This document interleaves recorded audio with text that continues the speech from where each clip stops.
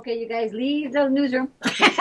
So welcome to this edition of the Native News Update on this Thursday, July 29th. I'm your host for today's program, Paul DeMain.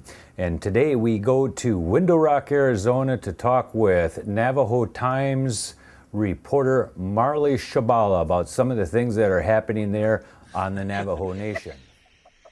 Hello to the Navajo Nation, Marley Shebala. Can you tell us a little bit about some of the issues that the Navajo Times is covering the last few days and week?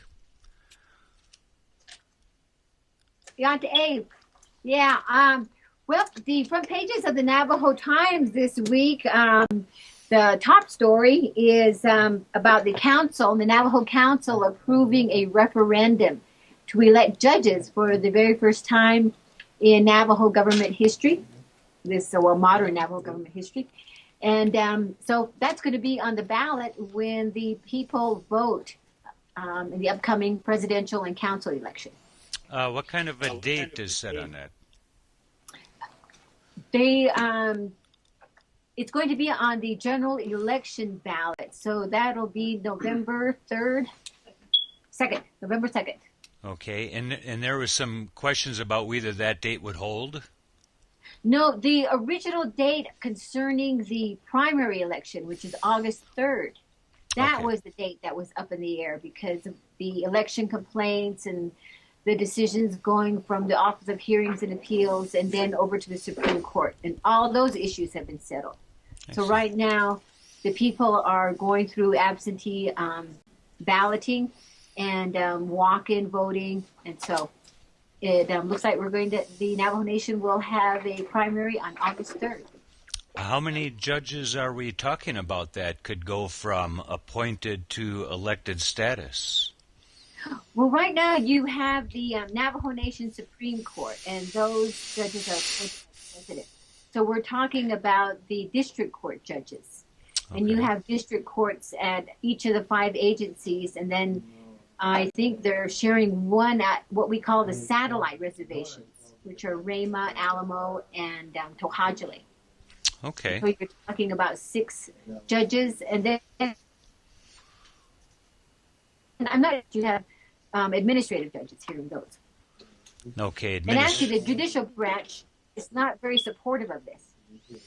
Okay. Well, I can understand it. I understand that the judicial branch tends to lean toward appointments, so there isn't the mix of local politics. Oh, yeah. Yeah. Well, they feel that, and it's a valid concern. I think that, like any kind of elected official, they also popularity vote, the elected officials. And so that's what the judges will be doing. And there are 17 district judges and 3 Supreme Court judges. Okay. You're also reporting on a Human Rights Commission report, the Navajo Human Rights Commission. Okay. Tell us a little bit about that. Marley, tell us a little bit Happens to the best of us. Yeah, okay. Marley, tell us a little bit about the release of this Navajo Human Rights Commission that was looking at border town racism and what the results were. Last week, the Navajo Nation Council met in their regular quarterly meeting, which is for 5 days, and they accepted the report from the Human Rights Commission. And the report they've been working on it since 2009, reservation about border town issues.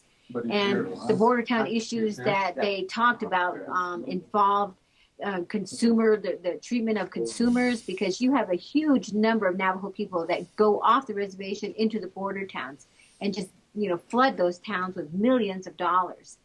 And at the same time, there are accusations of police brutality, and in some instances, there was a Navajo woman who testified about her husband who was murdered in Flagstaff, and the police did not do the proper investigation, and so the suspects were never caught.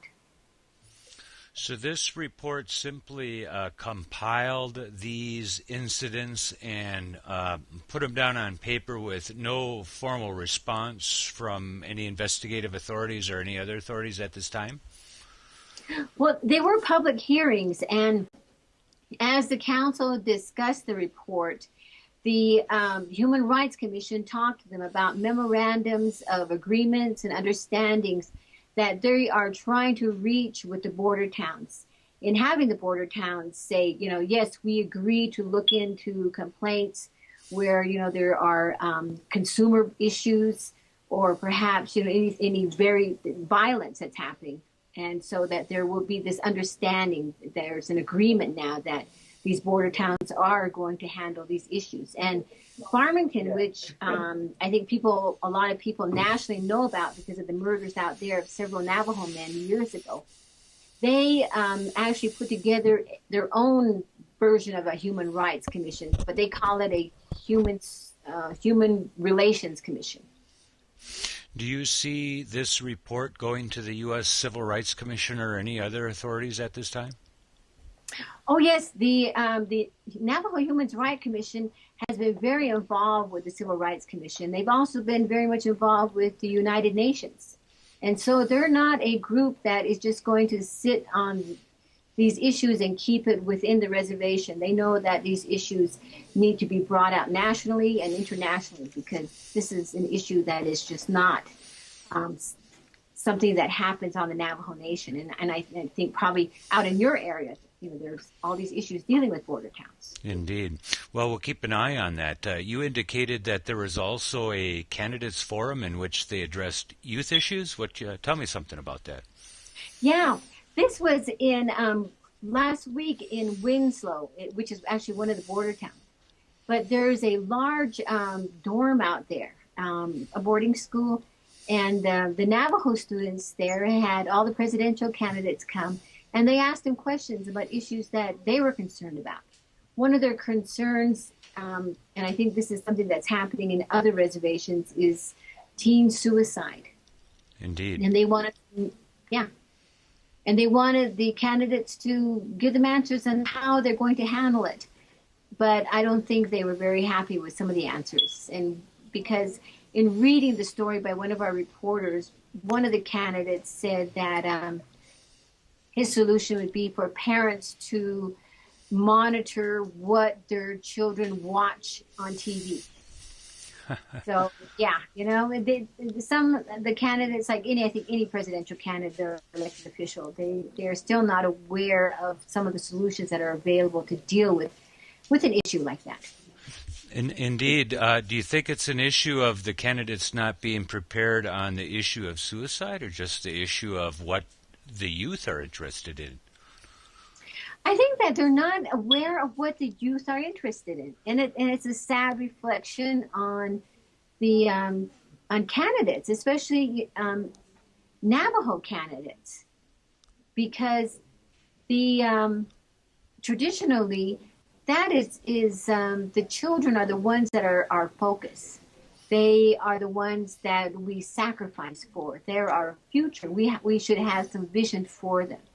And so it tells you, how uninformed are some of the candidates have become.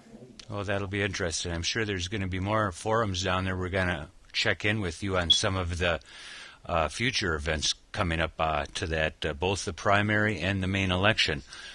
We've got 30 seconds left. What was your impression of the NAJA conference last week in St. Paul?